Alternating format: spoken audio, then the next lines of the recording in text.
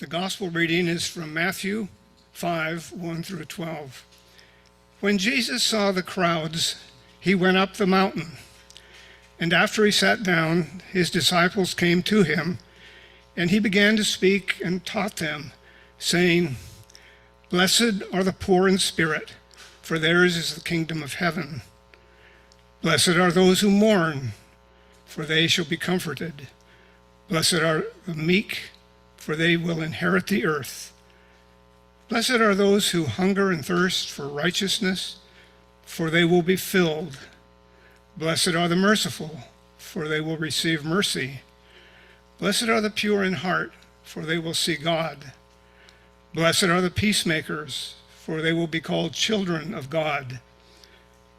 Blessed are those who are persecuted for the sake of righteousness, for theirs is the kingdom of heaven.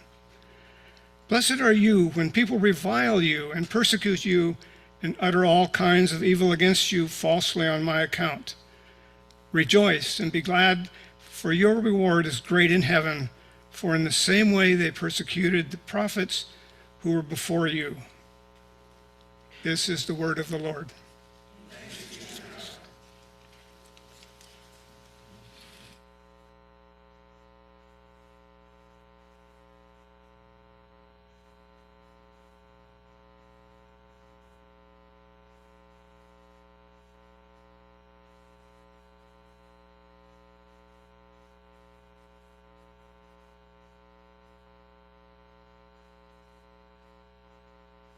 In the name of our Creator, Redeemer, and Sustainer, Amen. Good morning. Happy All Saints' Day. It's one of my favorite holidays, in a way, one of my favorite holy days. And I'd like to begin by talking about the very serious topic of mukbang. Anyone know what mukbang is? Maybe, maybe not. Basically, you know what it is, right? Yeah, you know. It's basically if people film themselves on, specifically, especially nowadays on YouTube, eating enormous amounts of food. It's one of the sort of really most bizarre recent social media trends out there, and there's kind of a lot of interesting things to maybe peel apart about that, but I'm more interested in focusing on something else, because that's not how mukbang started. Mukbang is a Korean word. It's sort of a neologism. It just means eating show. Yeah, really creative naming there, right? And while all over, it's sort of very popular in the rest of the world as well. These days, it's mostly kind of edited down. It's like maybe 15 or 20 minutes sort of thing of like people just eating thousands and thousands of calories. But that isn't how it started. It actually started not as these sort of edited video, but as streams of people sitting down and eating, starting in specifically in Korea. Because in Korea, people don't eat alone. It's very strange to eat alone. When you go to a restaurant, you know, and this is typical in other places of the world as well, but you always eat family style, right? Korean barbecue is obviously, you know, everyone has the same sort of barbecue, and a lot of times there'll be one person who'll be in charge of the barbecue, and one person will be in charge of the sides and pass things around, right? You would never sit down and eat and get like a discrete dish for every single person, right? You wouldn't get like, I get my plate of burger and fries, you get your fish and chips, you get your salad, right? And you don't eat alone. It would be seen as kind of strange. There's some sort of Korean memes about people eating alone. It's odd, because for Koreans and people, many people throughout the rest of the world, this idea of commensality, of eating together, is just an assumed practice. And to eat alone is to create a lot of social anxiety. But also, like much of the world, Korea has an epidemic of loneliness and isolation. This is just epidemic throughout the world. I saw a video just the other day of a young woman in her 20s kind of having a mental kind of breakdown about how lonely she was, and she didn't have any friends, and the people that she thought she had friends, she really wasn't able to associate with very often. And obviously, she wasn't telling just anybody this. She was on the internet telling everyone this. Because what do you do when you're lonely today? To the internet. And so people would stream themselves eating, and if you were lonely, you would get your food and you would sit down and eat and watch people stream while they were eating, and you would sort of tap and chat, and you'd have these interactions and all the sort of parasocial things that happen on the internet. Right? Now, some of you who know me probably aren't that confused. Some of you who don't might have wondered if you wandered into the wrong place or you've entered a parallel universe. I do have a point. First, for all of those who are under 40 or 30, like us old people are still watching you. We know what's going on. You're not getting away with anything. I just want you to know that. But second, I'm really moved by this idea of mukbang arising from a profound cultural tradition of commensality, of the importance of eating together, this practice of sharing food, that something is missing if everyone is not gathered around the table. And this is a church, so you knew we were going to at some point get to food. Because every Sunday, that's what we do. We gather around to eat. And maybe, I think I've mentioned this before, you might have forgotten it, but it was not uncommon for Christians in the early centuries to have their Eucharist, to have their communion in cemeteries, often commemorating martyrs. Sometimes at the very graves of martyrs, they would gather around and share communion. People around the world, through history and through today, share meals with their dead ancestors. They share meals with dead ancestors. Sometimes they leave food, but sometimes they actually eat at a grave. Dios de los Muertos, as many of you probably are kind of familiar with, in a lot of ways is about that. You build an ofrenda. What do you leave in an ofrenda? The special little bread, right? That's one of the things you leave. And other thing, a lot of times you bring like someone's favorite food, right? This idea of sharing food, this idea of commensality, of all of us eating together, is something that we have every Sunday morning at this table. Throughout all time and space, the sense that we are gathered and all creation gathers to be fed by God, to share a meal with one another, the living and the dead. The communion of the saints. The communion of saints. It doesn't just refer to communion, but is very much about that communion and that shared life, the shared ritual of the living and the dead, and the presence of our ancestors, all of those who have gone before us, still being gathered, still being with us, still around this table, still with us in our lives, still being a part of God's creation of the world, still being drawn into that future of what God is doing, and still sharing this meal with us. That meal is shared with those who have gone before us, with those who are here today, and also those who have not yet arrived yet, who are still yet to be. That we are all connected together in God.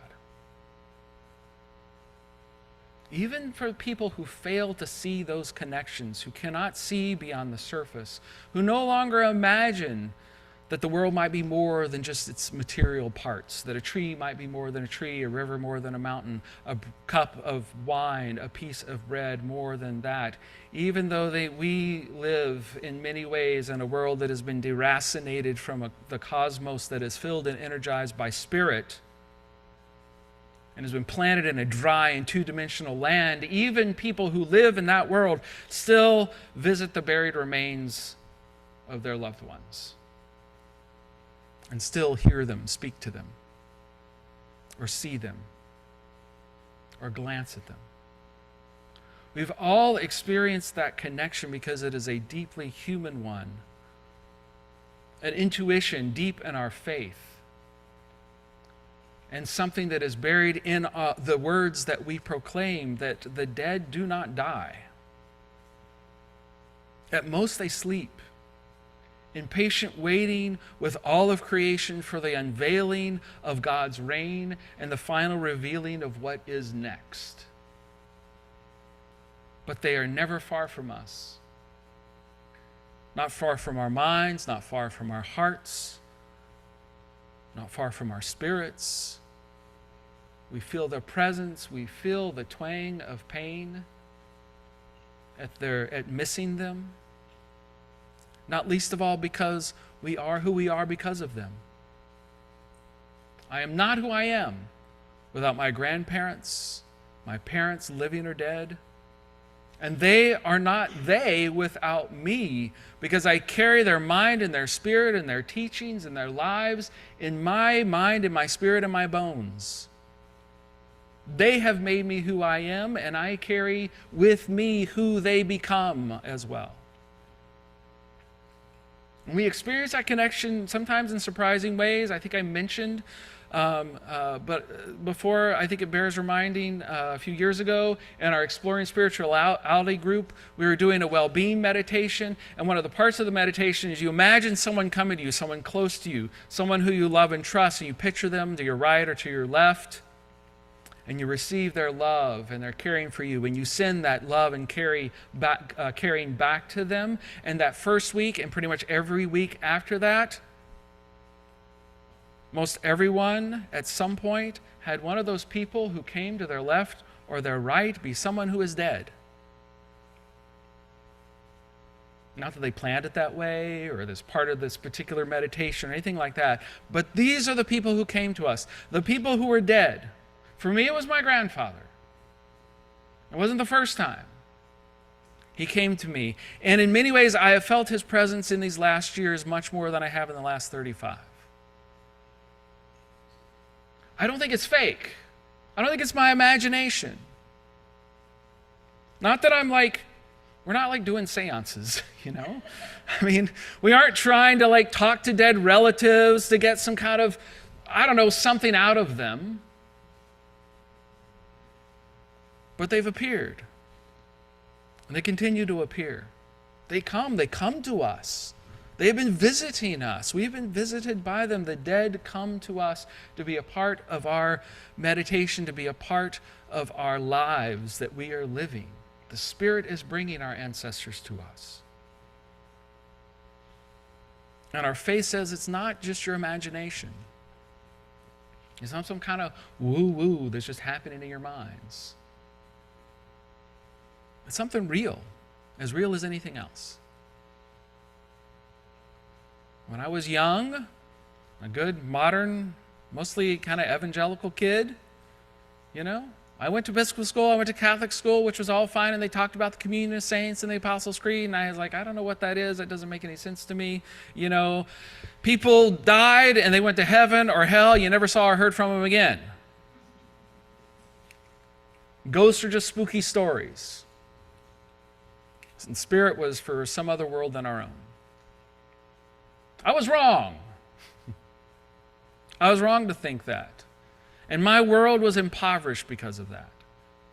It was dim, it was gray, it was lackluster, because I didn't have the communion of saints around me.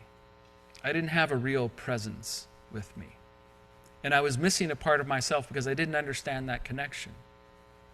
This is a very old connection. Gregory of Nyssa, one of the great theologians of all time, one of our ancestors, said that in Genesis, it says God created humanity in God's image. In the image of God, He created them, male and female, He created them. That what is meant there is not like the creation of two individuals at some point in time in the past, but that refers to the single, eternal, and timeless creation of all human beings. That we are all part of the human being that God is creating in time for millions of years in the past and into the future.